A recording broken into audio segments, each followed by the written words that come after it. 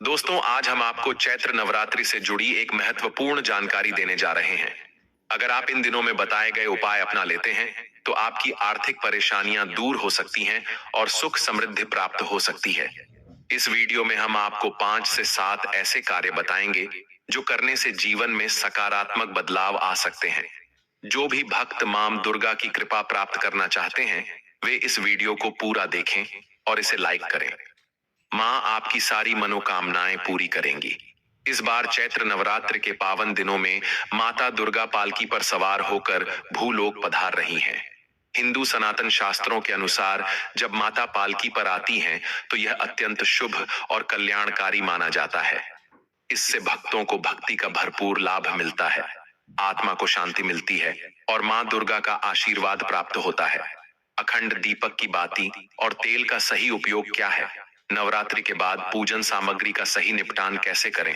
चैत्र नवरात्रि 2025 के शुभ मुहूर्त और तिथियां।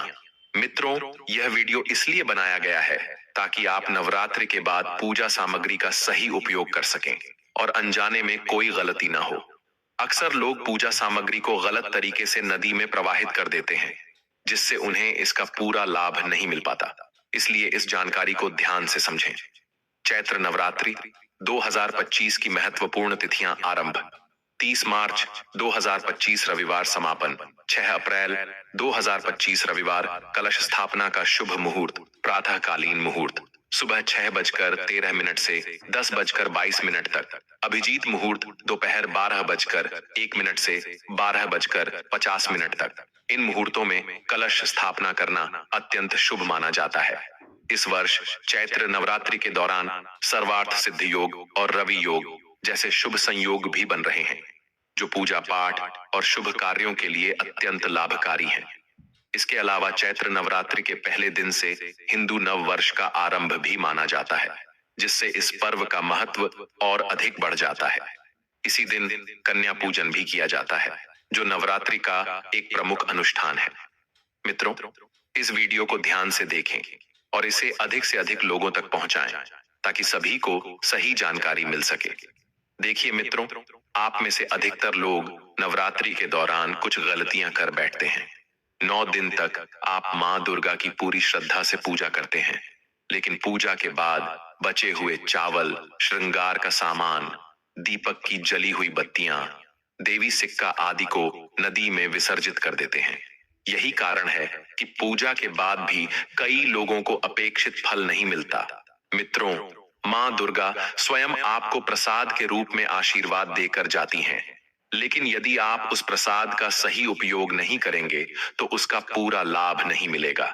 यह ठीक वैसे ही है जैसे आपके पास कुआं तो है, लेकिन यदि आप उसमें से पानी नहीं निकालेंगे, तो आपकी प्यास नहीं बुझेगी।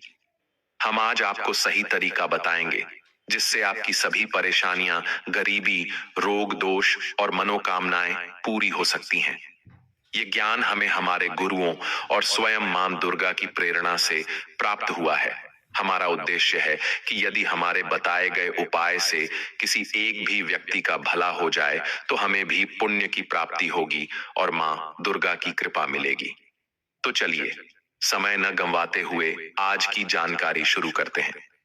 ध्यान से देखें कि चैत्र नवरात्रि के दौरान कौन सी गलतियां करने से आप मां दुर्गा के आशीर्वाद से वंचित रह सकते हैं। मित्रों, वीडियो में आगे बढ़ने से पहले आपसे निवेदन है कि इसे ध्यान से देखें और समझें, ताकि आप नवरात्रि का पूरा लाभ उठा सकें। पूजा के बाद जो बचे हुए चावल होते हैं, विशेष रूप से वे चावल जो मां दुर्गा को चढ़ाए गए हैं, उन्हें सही तरीके से उपयोग करना चाहिए, न कि बिना सोचे समझे नदी में बहा देना चाहिए। कई लोग पुष्प, सिक्के और चढ़ाए गए चावल बहा देते हैं, लेकिन यह सबसे बड़ी भूल होती है। आपने 9 दिन तक जो पूजा की, उसका फल आपने पानी में बहा दिया। ऐसा नहीं करना चाहिए। मित्रों, पिछली वीडियो में भी हमने आपको बताया था कि चैत्र नवरात्रि में बचे हुए मां दुर्गा के चढ़ाए गए चावल का क्या करना चाहिए। यह खड़े हुए चावल विशेष महत्व रखते हैं, और यदि इनका सही उपयोग किया जाए, तो यह आपके जीवन में सुख समृद्धि ला सकते हैं। इन चावलों को अपने भंडार में रखें। भंडार का मतलब है कि आप इन्हें अपने घर में उपयोग होने वाले चावलों में मिला सकते हैं या किसी पवित्र स्थान पर रख सकते हैं। अब इसके फायदे समझ लीजिए। जो पुष्प दुर्गा मां को चढ़ाए गए हैं, उन्हें धूप में सुखाकर पर्स में रखें। जो सिक्के चढ़ाए गए हैं, उन्हें धन पेटी या पर्स में रखना चाहिए। मित्रों, जो चावल दुर्गा मां को चढ़ाए जाते हैं, वे सिद्ध माने जाते हैं। नवरात्रि के दौरान मां दुर्गा साक्षात विराजमान होती हैं, इसलिए यह चावल जागृत अवस्था में आ जाते हैं। यदि आप इन चावलों को सही तरीके से उपयोग करते हैं, तो आपको शारीरिक, मानसिक और आध्यात्मिक लाभ प्राप्त होते हैं। आपको चावल एक साथ नहीं खाने हैं। जब भी घर में चावल बनाएं, उसमें केवल 1 या 2 चावल के दाने मिला दें। इससे आपके शरीर में सकारात्मक ऊर्जा का संचार होगा, रोग दोष दूर होंगे और मां दुर्गा की कृपा बनी रहेगी। इससे आपके जीवन में उन्नति होगी और आप जो भी कार्य करेंगे उसमें सफलता मिलेगी। इसके अलावा इन चावलों को खाने से जल्दी तृप्ति मिलती है और घर में अन्न व धन की कभी कमी नहीं रहती। अब बात करते हैं श्रृंगार के सामान की। कई भक्त दुर्गा मां को श्रृंगार का सामान चढ़ाते हैं, लेकिन नवरात्रि के बाद इसे नदी में बहा देते हैं या किसी और को दे देते हैं। ऐसा नहीं करना चाहिए। जो श्रृंगार का सामान आप मां दुर्गा को चढ़ाते हैं, उसे नवरात्रि के बाद घर की शादीशुदा महिलाओं को देना चाहिए। इससे अखंड सौभाग्य की प्राप्ति होती है। जब तक वे इस श्रृंगार का उपयोग करेंगी, तब तक उन्हें मां दुर्गा का आशीर्वाद मिलेगा। मान्यता है कि यदि स्वयं यमराज भी उनके पति को ले जाने आए, तो भी उनके पति की रक्षा होगी और वे अखंड सौभाग्यवती बनी रहेंगी। महिलाएं घर की लक्ष्मी होती हैं, इसलिए इस परंपरा का पालन जरूर करें। अब एक और महत्वपूर्ण जानकारी। कई भक्त दीपक में बचा हुआ तेल नदी में विसर्जित कर देते हैं, जो सबसे बड़ी गलती होती है। नवरात्रि के दौरान 9 दिन तक अखंड ज्योत जलाने के कारण दीपक का तेल जागृत अवस्था में आ जाता है। जागृत चीजें अपना पूरा प्रभाव दिखाती हैं। जैसे हर मूर्ति की पूजा नहीं होती, बल्कि केवल प्राण प्रतिष्ठा वाली मूर्तियों की पूजा की जाती है, वैसे ही जागृत तेल का सही उपयोग करना जरूरी होता है। जिसकी प्राण प्रतिष्ठा हो, वही मूर्ति पूजनीय होती है। इसी तरह दीपक का बचा हुआ तेल जो जलने के कारण जागृत अवस्था में आ जाता है, बहुत प्रभावशाली होता है। यदि आपके हाथ पैरों में दर्द है या आपको लगता है कि किसी ने आप पर नकारात्मक ऊर्जा डाली है, तो इसका उपयोग करें। जो दीपक का बचा हुआ तेल होता है, उसे अपने सिर में या शरीर के उन हिस्सों पर लगाएं जहां दर्द हो रहा है। इससे तुरंत राहत मिलेगी।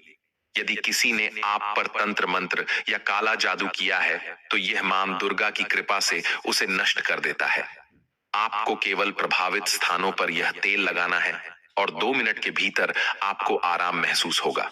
इस जानकारी को साझा करने की प्रेरणा हमें हमारे गुरुजनों से मिली, ताकि यह समाज के लिए उपयोगी हो सके। अब आपको किसी तांत्रिक या झाड़ फूंक करने वालों के पास जाने की जरूरत नहीं पड़ेगी। अगर आपको तुरंत तेल लगाने की जरूरत नहीं है, तो इसे 1 साल के लिए संभाल कर रख सकते हैं। कभी कभी ग्रह नक्षत्रों के अशुभ प्रभाव से सिर दर्द होता है। यदि यह तेल सिर पर लगाया जाए, तो सिर दर्द समाप्त हो जाता है। यह राहु, केतु और अन्य दुष्ट ग्रहों के प्रभाव को कम करने में भी सहायक होता है। शरीर के 7 विशेष हिस्सों सिर, हाथ, कोहनी, दिल के पास, कंठ, घुटनों और पैरों पर यह तेल लगाने से सभी प्रकार की शारीरिक पीड़ाएं दूर होती हैं। अब बात करते हैं अगरबत्ती, गोबर के उपले और अन्य पूजन सामग्री के जलने के बाद बनने वाली भस्म की। यह भस्म भी विशेष ऊर्जा रखती है। मित्रों, जब हम पूजा करते हैं तो अगरबत्ती जलाते हैं, गोबर के उपले जलाते हैं या मां दुर्गा के लिए कच्ची धूप जलाते हैं। इन सभी चीजों की भस्म को साल भर संभाल कर रखना चाहिए। अगर भस्म अधिक मात्रा में हो, तो इसका कुछ भाग पवित्र नदी में प्रवाहित कर सकते हैं, लेकिन थोड़ा भाग अपने पास जरूर रखें। अब इस भस्म के लाभ समझिए। अगरबत्ती की भस्म, गोबर के उपले की भस्म और कच्ची धूप की भस्म आध्यात्मिक उन्नति में सहायक होती है। यदि आप चाहते हैं कि आपके जीवन में सकारात्मक बदलाव आए, तो इसे बहुत थोड़ी मात्रा में लेना शुरू करें। मित्रों, अगर आपको यह जानकारी उपयोगी लग रही है, तो कमेंट बॉक्स में जय मां दुर्गा अवश्य लिखें। इससे हमें और ऐसे उपयोगी वीडियो बनाने की प्रेरणा मिलती है और माँ दुर्गा की कृपा हम सब पर बनी रहती है। और आपकी सोचने समझने की शक्ति इतनी बढ़ जाएगी कि आसपास के लोग जितना सोचते हैं उससे 1000 गुना ज्यादा आपकी सोचने की क्षमता विकसित होगी। जब भी आप किसी कार्य को करेंगे उसमें सफलता मिलना शुरू हो जाएगी। मित्रों, छोटे बच्चों को नजर बहुत जल्दी लग जाती है। ऐसे में जो अगरबत्ती की भस्म आपने 9 दिनों तक मां दुर्गा के लिए जलाई है, उसका थोड़ा सा तिलक बच्चों के मस्तक पर लगाएं। यदि किसी बच्चे को अचानक पेट दर्द हो तो उस हिस्से पर यह भस्म हल्के हाथ से रगड़ें। इससे यदि किसी प्रकार की नकारात्मक ऊर्जा का प्रभाव होगा तो वह समाप्त हो जाएगा। इसी तरह यदि सिर दर्द हो रहा हो तो माथे पर यह भस्म लगाएं। यह भस्म हर तरह की परेशानी और नकारात्मक प्रभावों को दूर करने का काम करती है। यदि इसे नित्य थोड़ा थोड़ा ग्रहण करें और बच्चों को भी दें तो उनकी बुद्धि स्थिर होगी और पढ़ाई में सुधार आएगा। कई बार लोग किसी की तरक्की या भाग्य को रोकने के लिए बाधाएं उत्पन्न कर देते हैं, लेकिन यदि आप इस भस्म का तिलक लगाते हैं तो यह उन सभी बाधाओं को समाप्त कर देगा। जब तक यह तिलक आपके माथे पर रहेगा कोई भी नकारात्मक शक्ति आपको नुकसान नहीं पहुंचा पाएगी। अब बात करते हैं दीप की बाती के बारे में। अधिकतर लोग इसे पूजा के बाद नदी में बहा देते हैं या किसी स्थान पर रख देते हैं, लेकिन इससे कोई विशेष लाभ नहीं मिलता। ध्यान दें, दीप की बाती हमेशा जागृत अवस्था में रहती है। इसे कभी भी फेंकना नहीं चाहिए। आपको इसे अपनी बाजू पर एक बाजूबंद की तरह पहनना चाहिए। यदि कोई महिला है तो उसे इसे अपने भुजाओं पर धारण करना चाहिए। ऐसा इसीलिए क्योंकि यह कोई साधारण वस्तु नहीं है, बल्कि स्वयं मां दुर्गा का आशीर्वाद है। 9 दिनों तक अखंड ज्योति जलने के कारण यह बाती चैतन्य हो जाती है। इसमें दिव्य ऊर्जा आ जाती है और यह शक्तिशाली बन जाती है। इसे धारण करने से आपको कई लाभ मिलते हैं। हमारे आर्षि मुनियों ने भी इसके लाभ बताए हैं, जिन्हें हम इस वीडियो में विस्तार से बताएंगे। इसलिए इस वीडियो को अंत तक जरूर देखें ताकि आप सभी लाभों को समझ सकें और सही तरीके से इस पवित्र वस्तु का उपयोग कर सकें। यदि आपने इसे गलत तरीके से रखा या फेंक दिया तो आपको इन लाभों का फल प्राप्त नहीं होगा। इसका पहला और सबसे बड़ा लाभ यह है कि यह अकाल मृत्यु और दुर्घटनाओं से बचाता है। यदि कोई व्यक्ति इस जागृत बाती को अपनी बाजू पर धारण करता है तो उसकी कभी भी असमय मृत्यु नहीं होगी और वह किसी बड़ी दुर्घटना से बचा रहेगा। ऐसा इसलिए होता है क्योंकि इस धागे के साथ स्वयं मां दुर्गा की शक्ति रहती है। जब भी आप इसे पहनेंगे मां दुर्गा का संरक्षण आपको हमेशा मिलेगा। यह कोई साधारण बाती नहीं है, बल्कि साक्षात मां दुर्गा का आशीर्वाद और एक सुरक्षा कवच है। इसे धारण करने के बाद अकाल मृत्यु और दुर्घटनाओं से बचाव होता है। इसकी महत्वपूर्ण विशेषताएं और लाभ नजर दोष और तंत्र बाधा से बचाव। यदि आप बार बार नजर दोष या नकारात्मक ऊर्जा से प्रभावित होते हैं तो यह बाती धारण करें। यह किसी भी तांत्रिक क्रिया से आपकी रक्षा करेगी, चाहे कोई कितना भी शक्तिशाली तांत्रिक क्यों न हो। भूत प्रेत और नकारात्मक ऊर्जा से सुरक्षा। यदि आप किसी सुनसान जगह, श्मशान या नकारात्मक ऊर्जा वाले स्थान पर जाते हैं तो यह रक्षा कवच आपको सुरक्षित रखेगा। भूत प्रेत या किसी भी नकारात्मक शक्ति का असर आप पर नहीं होगा।